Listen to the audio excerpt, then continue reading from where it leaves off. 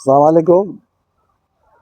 এই খানাবাড়ি স্টেশনের নামকরণটি নিয়ে এখন আমি কিছু কথা বলতে চাই, যে ইতিহাসটি অনেকেরই অজানা। আমি যে ইতিহাসটি বলবো, এই ইতিহাসের সূত্র মহেশ্বরীর ইতিহাস, লেখক সুরেন্দ্রমোহন পঞ্চতীর্থ, প্রফেসর, ঢাকা বিশ্ববিদ্যালয়।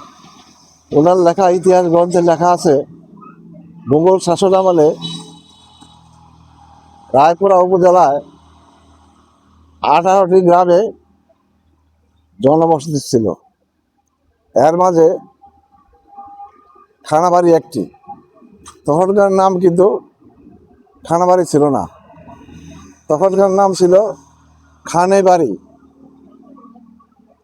ইতিহাসের পরিক্রমায়, ইতিহাসের বিবর্তনে এক সময় এই খানবাড়ি নামটি এখন পরিবর্তিত হয়ে নাম হয়েছে খানাবাড়ি। কিন্তু মোগল শাসন আমলে এই গ্রামের নাম ছিল খানে বাড়ি। এটা শুধু স্টেশন নয়, এটা একটা গ্রামের নাম, এটা একটা ইতিহাস, যে ইতিহাসটি অনেকেরই অজানা।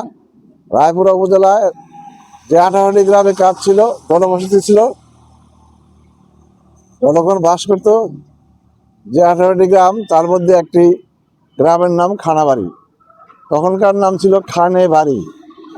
আপাতত এখানে শেষ করছি, ধন্যবাদ।